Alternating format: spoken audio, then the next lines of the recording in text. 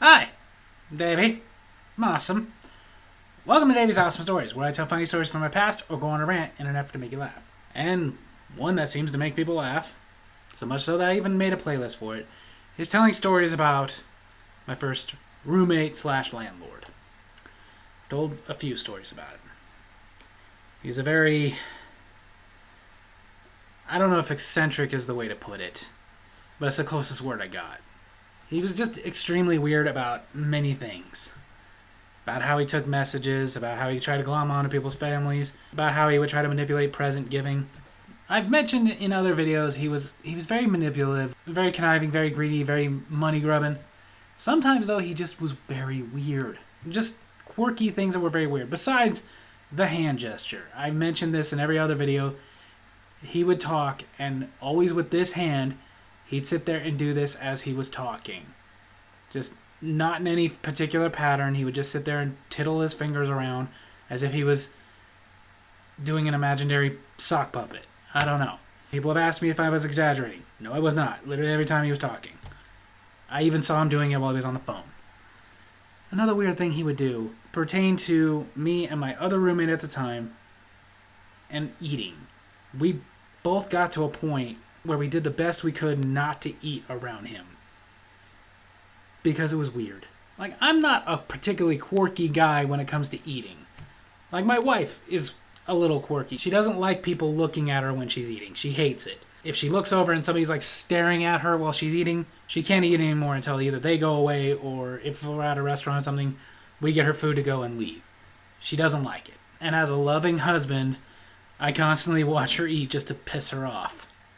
Now, I will say the good thing about when I first moved in with him was I was working at a pizza place. So I didn't eat at home very much. Plus, I was a single young guy. I was 19 when I moved in with him. I didn't know how to cook yet. It was the other roommate I had, Paul, that taught me how to cook. Before that, I could only make things like eggs, toast. I could heat up my SpaghettiOs on the stove. But that was about it. He was the one who taught me how to cook and gave me some of the best cooking advice ever. Like, one of the first things he told me to do was grab 4 things that you can make them over and over again, and then just start playing with them. Add certain things, take away certain things. If you don't like it, don't do it again. If you like it, keep doing it, keep messing with it. One of the things I picked was boxed macaroni and cheese. It was easy, and playing with it. One day I decided, let's throw a can of chili in there, and I'm not going to claim that I invented Chili Mac, but for a couple of days I thought I did, until I was telling my best friend about it, and I was like, hey dude, the other day I tried this thing while I was making mac and cheese. I took a can of chili and I poured it in and let it get nice and hot. It was really good. Yeah, Chili Mac. Yeah, that's a good name for it. No, that's what it is. You've never had Chili Mac before? No. Never. I honestly didn't know it was a thing. Yeah, a lot of people eat it. My mom used to make it all the time. And funny enough, you ever had a situation like that where you didn't know about something and then suddenly you start hearing about it everywhere? Because not just him, but start seeing food shows and stuff where they're telling you how to make a homemade Chili Mac. Which I do now, and it's delicious. But for a couple of days, I thought I was an innovator. But either way, that's how I got started on cooking. And from there, I've gotten a lot better. I cook all the time now. I like to cook. My wife has never met my old roommate, Paul, but she wants to shake his hand and thank him. Because I don't want to toot my own horn, but I'm a continental good cook. But back to my roommate and the stuff he would do. It took me a minute to notice, really. I mean, I noticed the first time, but I kind of just brushed it off. Thought he was just being weird. And like I said, it took a minute just because of the fact that I didn't eat much at home. Like I said, I worked at a pizza place. I got a free meal every shift. And I know most of you are going to like, but when you get sick of pizza, we had a lot of other things there. Like, one, it takes me a while to get sick of pizza, but we had plenty of other stuff there. Sandwiches, pastas. During the wintertime, soups with bread bowls. So I ate a lot there. On my days off, I was a single guy, so I usually went out to eat. In fact, I ate out so much, I remember talking to my mom about it, and of course, my mother going, "Please tell me that you're eating vegetables."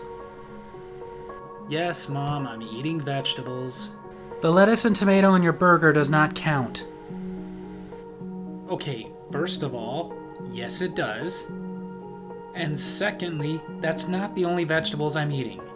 The mushrooms on your pizza don't count either. Again, yes it does. And no, that's not the only vegetables I'm eating. I'm eating regular vegetables. Or the broccoli in your Chinese food. Why are you trying to tear down everything I love? I will admit, though, back then, eating out a lot, no, I wasn't eating a whole lot of vegetables. Some, if it came with my food. Nowadays, don't worry, I eat a lot of vegetables. I know I don't look like it. By the way, screw you, but I do eat a lot of vegetables. With pretty much every meal, I eat vegetables. But back then, another reason I always wanted to eat out is I didn't want to be home. Because very quickly I started realizing my roommate had a way of commenting on literally everything I was eating. More than comment. Because I can handle people commenting on what I eat. People do that all the time. I do that. Seeing one of my kids or somebody walk in like, sandwich, eh? Or, having a Hot Pocket? Or, pizza rolls. Sounds good. The only time I don't like when somebody comments on what I'm eating is usually my wife. Because when she comments, that's usually her way of saying, make me some.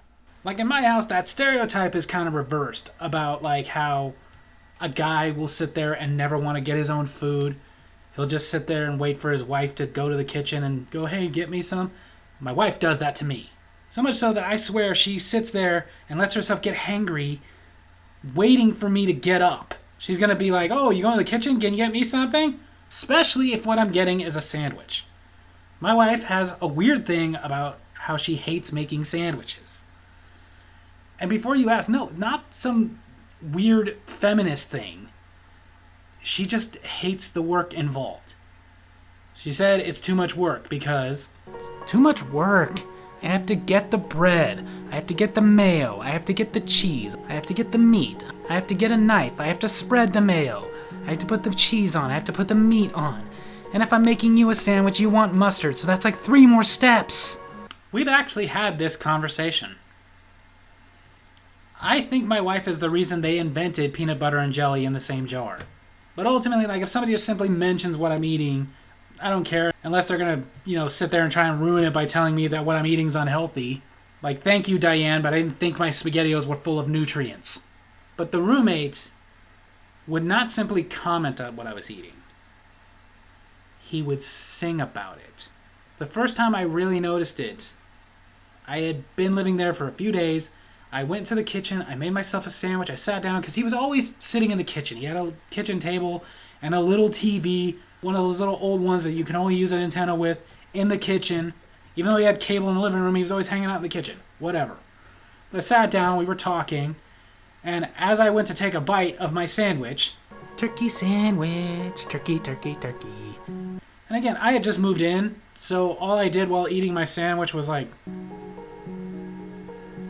basically just tried to pretend it didn't happen. But this happened every single time I ate around him. Didn't matter how mundane it was, what I was eating. He'd have to sing about it.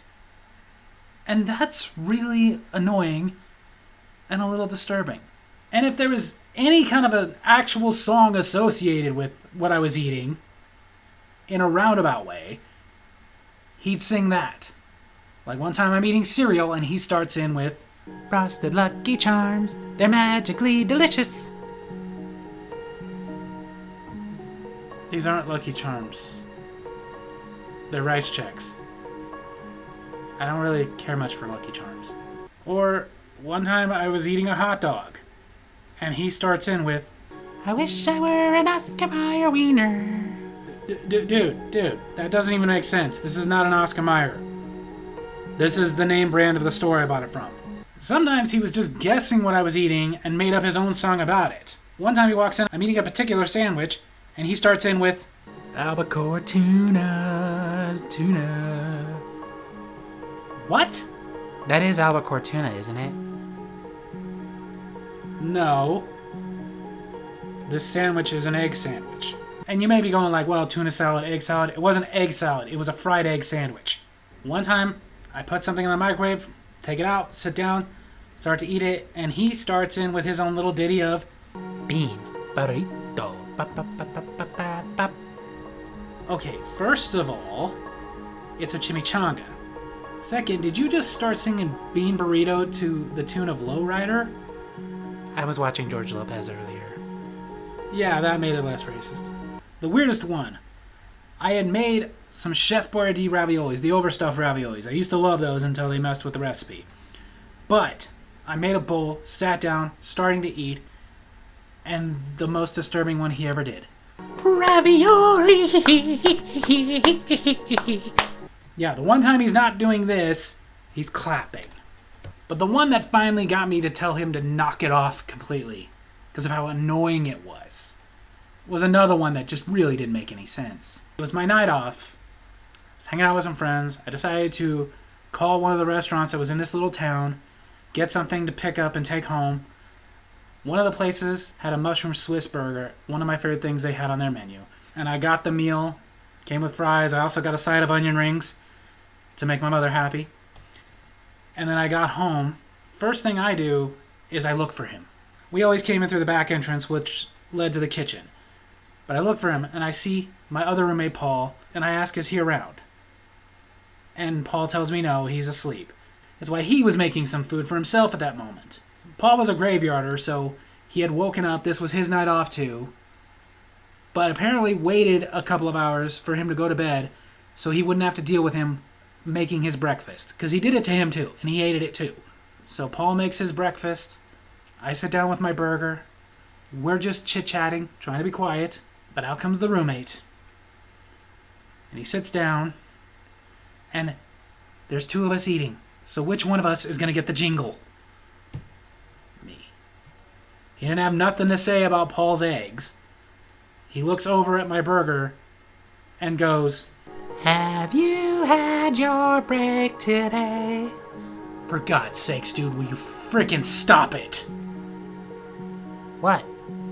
What do you mean, what? Stop singing about everything we're eating. It's frickin' annoying and weird. And in this case, it doesn't make sense. This is clearly not McDonald's. Sorry. I didn't realize it bothered you. Did you ever think maybe the many times I've told you to frickin' knock it off would have given you a clue? Seriously, the break I'm gonna have today is gonna be your jaw. So there you have it. That's my story about this week. Hope you guys enjoyed it. And if you did, make sure to hit like, hit subscribe, hit the little bell so you get notifications when I post new videos. And leave a comment I can respond to in my next comment corner.